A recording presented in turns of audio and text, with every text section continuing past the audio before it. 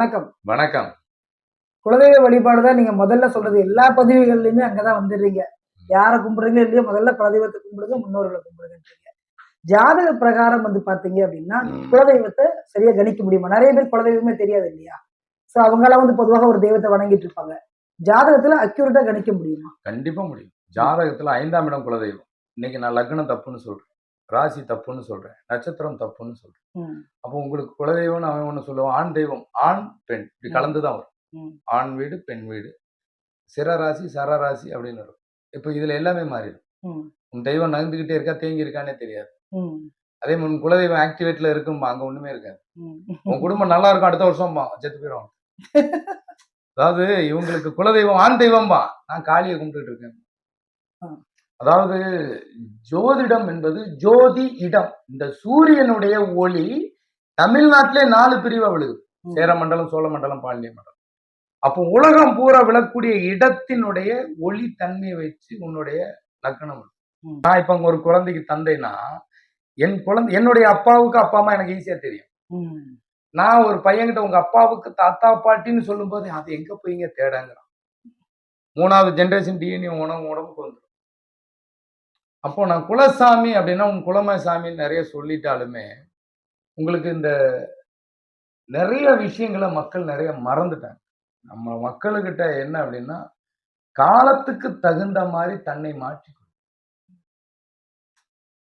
இன்னைக்கு மழை காலமா அதுக்கு தகுந்த மாதிரி வாழ்வோம், வெயில் காலமா அதுக்கு தகுந்த மாதிரி. ஆனா இயற்கையோடு கலந்து வாழணும். தன்னுடைய பூர்வீகத்தை, பூர்வீக புண்ணியம், நம்ம பூர்வீக மண்ணை, அந்த நாட்டுல வளம் இல்லை, இடம் இல்லைன்னு வந்து பொழைக்க வந்த இடத்த அந்த ஊர்ல என்ன இருக்குன்னு கேட்பான். ஆனா அந்த ஊரை பத்தி பேசினா போவோம். ஆமா. ஆனா அந்த ஊர் மண்ணு தான் உன்னை வாழ வைக்கும், உன்னை பெற்றெடுத்த தாய்ங்கிறத மறந்துடாது. அதனாலதான் தாய் நாடு, தாய் பூமி. இந்த பூமிக்கு பேரு தாய் மண். அப்பேற்பட்ட தாய் ஒரு குழந்தை கருவறையில் இருக்கும் பொழுது உனக்கு தேவையான உணவு, ஆக்சிஜன், உடல் உறுப்பு அனைத்தையும் நீ பூமிக்கு வெளியே வர்றதுக்கு முன்னாடி கருவறையிலேயே உன்னை வளர்க்கிற மாதிரி இந்த பூமி உன்னை வளர்க்கு. அந்த இடத்த நீ வந்து மறந்துட்ட அப்படின்னா உனக்கு வாழ்க்கையில எந்த இடத்துக்கு போனாலும் பணம் இருந்தா பேர் புகழ் கிடைக்கும். ஆனால் உன் பேர பிள்ளைகள்னு ஒண்ணு இருக்குமான கஷ்டம். உன் தலைமுறை இப்ப நாம வாழ்ந்தா போதும், இன்னைக்கு 4 காசு இருந்தாதான் மதிக்கிறோம். ஒரு ஜாதகத்துல நீங்க 5ஆம் இடம்னு குலசாமி, 5ஆம் இடம் குலசாமி. அந்த 5ஆம் இடங்கிறது வந்து எதுன்னு எடுத்தீங்கன்னா ஒரு மேஷத்துல லக்னம்னு போடுறீங்க. மேஷ லக்னம். லக்னத்துல சூரியன் உச்சி. லக்னத்துக்கு 9ஆம் வீடு குரு, தனுசு வீடு. அதுதான் தந்தை வீடு. தந்தை அப்படிங்கிறவரு உங்களுக்கு 9ஆம். இந்த தனுசுக்கு 9ஆம் வீடு எது அப்படின்னு சொல்லி பாத்தீங்கன்னா சிம்மம். அப்போ ஒரு குழந்தை நான் பிறக்கும் போது என்னுடைய லக்னம் மேஷம்னா அங்க சூரியன் உச்சம். அப்ப நான் செவ்வாயின்னு அந்த பூமியில தனிச்சிருக்கேங்கிற. அப்ப நான் தனிக்கும் போது எனக்கு உயிர் கொடுத்தவன் யாரு அப்படின்னா எங்க அப்பாவுக்கு தாத்தாங்க, தந்தைக்கு தந்தை. அப்ப நான் எங்க அப்பாட்ட கேட்கணும், அப்பா உங்க அப்பாவுடைய அப்பா பிறந்தது எங்க? அது உச்சம், உயிர் கொடுக்குது. உடல் யாரு கொடுக்குறான்னா தனுசுக்கு 9ஆம் வீடு சிம்மம்னா மேசத்துக்கு 4ஆம் வீடு தாய், அங்க குரு உச்சம். குரு பார்க்க கோடி நன்மை. தாய் தந்தையுமே முதல் குருங்கிறான். அப்பா அம்மா தான் முதல் குரு. உனக்கு இந்த பூமி முதல் குரு. உடல் கொடுக்குது, உயிர் கொடுக்குது. முதல் குருவே. நீங்க எங்க போனாலும் முருகன் தான் குரு. அதனாலதான் முருகனுக்கு குருபரன். இந்த பூமிக்கு பேர் குருபரன். ஏறி மிதிக்க வேண்டியது, தோண்ட வேண்டியது, அழிக்க வேண்டியது, வெட்ட வேண்டியது, மண்ணள்ளி விற்கிறவன் முருகனை வித்த மாதிரி, இயற்கையை அழிக்கிறவன் முருகனை அழிக்கிற மாதிரி. முருகா எனக்கு எல்லாத்தையும் கொடு, அவனையும் அழிச்சிட்டு. அப்போ குலதெய்வம் அப்படின்னா நம் முன்னோர்கள் வாழ்ந்த இடத்துல 5ஆம் இடத்தை, அந்த இடத்தை உயிர் நாடின்னு சொல்லு. ஆணி வேறு அது. உடல் கொடுக்கிறது அம்மா. அப்போ நமக்கு உடல் அணுக்களை கொடுப்பது தாய். நமக்கு உருவத்தை கருவறையிலேயே வச்சு அந்த உடல் அணுக்களை உயிர் அணுக்களை கொடுக்கும் தந்தை. அப்போ தந்தைங்கிறது மேஷம். அப்போ மேஷத்துக்கு நம்ம லக்னம் அங்க யார் உச்சம்னா 5ஆம் வீடு, தந்தையினுடைய தந்தை. அவர் தான் அங்க உச்சமாகிறாரு. அப்போ ஒவ்வொரு கிரகத்துக்குமே 2 வீடு. எங்க அப்பாவுக்கும் தாய்மாமன் இருக்கும், எங்க அம்மாவுக்கும் தாய்மாமன் இருக்கும். அதனாலதான் புதனுக்கு 2 வீடு. ஒரு சைடுல ஆட்சியா இருக்கும், ஒரு சைடுல நீச்சமா இருக்கும். ஒண்ணு செயல்படும், ஒண்ணு செயல்படாது. தாய் வழி என்னைக்குமே செயல்படாது. ஆனா தந்தை வழி என்பது உரிமை, தாய் வழி என்பது கடமை. உரிமையை விட்டு கொடுக்கவும் கூடாது, கடமையை தட்டி கழிக்கவும் கூடாது. உயிர் வேணுமா, உடல் வேணுமானா, உடல் இல்லைன்னா உயிர் நில்லாது.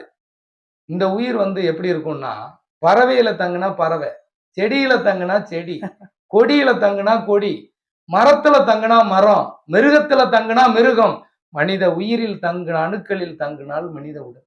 எந்த உருவத்தில் தங்குனாலும் அதனுடைய இயக்கம் உடலின் கிரகத்தின் அமைப்பை பொறுத்து.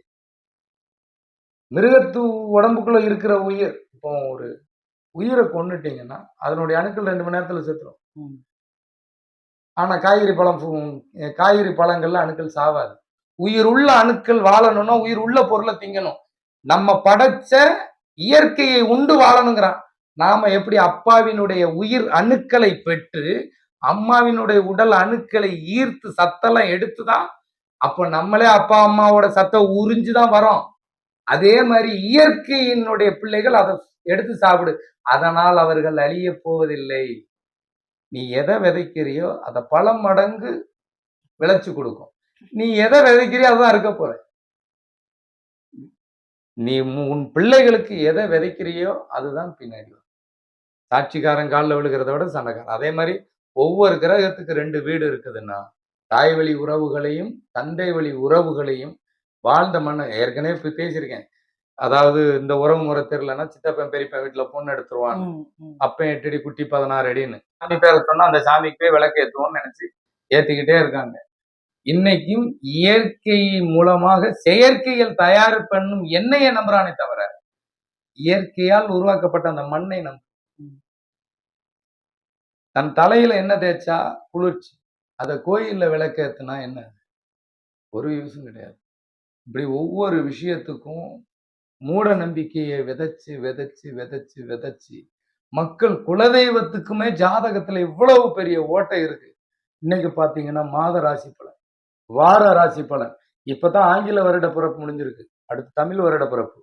ஏற்கனவே இப்பதான் தெலுங்கு வருட பிறப்பு முடிஞ்சது. ஒரு வருட பிறப்பு முடிஞ்சோடனே ஒரு வருட பிறப்பு, தெலுங்கு வருட பிறப்பு, தமிழ் வருட பிறப்புக்கு ஒரு பலன், வார வருட பிறப்புக்கு ஒரு பலன், வருஷ வருட பிறப்புக்கு எவனை பார்த்தாலும் ஒண்ணு நல்லா அவன் ஏமாத்துறான்னு கமெண்ட்ல கிளிக்கிறான்.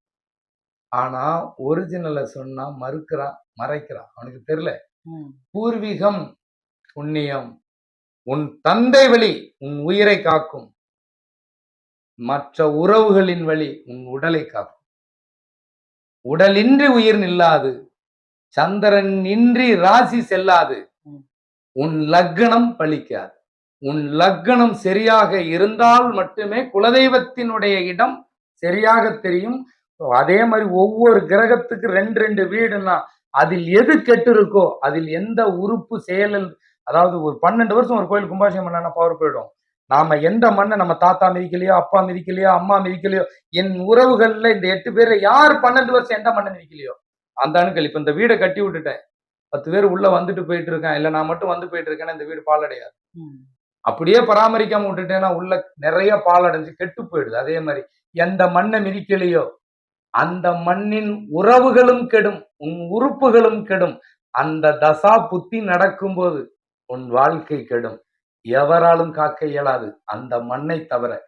உன் பூர்வீக மண், அப்பன் 8 அடி குட்டி 16 அடி. இதுலயே ஒரு 48வது பதிவுன்னு நினைக்கிறேன். 16 பெற்று பெருவாளர்கள் பேசியிருக்கேன், வேணா போய் பாருங்க. கிட்டத்தட்ட 150 பதிவு இதோட கொடுத்தாச்சு. எங்க முடிஞ்ச வரைக்கும் என்னுடைய பதிவுகளை தொடர்ந்து பாருங்க. குலதெய்வம்ங்கிறது 5ஆம் இடம் மட்டுமல்ல, இந்த ஜாதகத்தில் இருக்கும் 12 கட்டும் நம் உறவுகள். அதில் உயிர் நாடி 5ஆம் இடம், மிச்ச 11 கட்டமும் நம் உடலின் அணுக்கள். 12 கட்டத்தின் ஓனர்கள் 8 வழியில் இருப்பாங்க. இறைவா திக்கும் தெரியல, திசையும் தெரியல. வாழ்க்கைங்கிற படகு கடல்ல பயணம் பண்ணணும்னா ஒண்ணு திக்கும் திசையோ தெரியணும். அப்போ அந்த கடல்ல படகுங்கிற வாழ்க்கை அழகா போகும், இல்லைன்னா மூழ்கி செத்துருவோம். குலதெய்வம்ங்கிறது நம் முன்னோர்கள், நம் குலம் வாழ்ந்த இடம். அதுக்கு அடையாளம் தான் பெத்த மனம் பித்து, பிள்ளை மனம் கல்லு, எண்ணம் இறைவன். அங்க யாரை இறைவனா நம்புகிறியோ, உன்னுள் இருந்து இறைவனை காணலாம். அந்த அணுக்களுக்கு சொந்தமானவர்கள் அந்த இறைவன் காலடி. அந்த இறைவனை நம்புங்க. குலசாமிங்கிறது 5ஆம் இடம் மட்டும் அல்ல.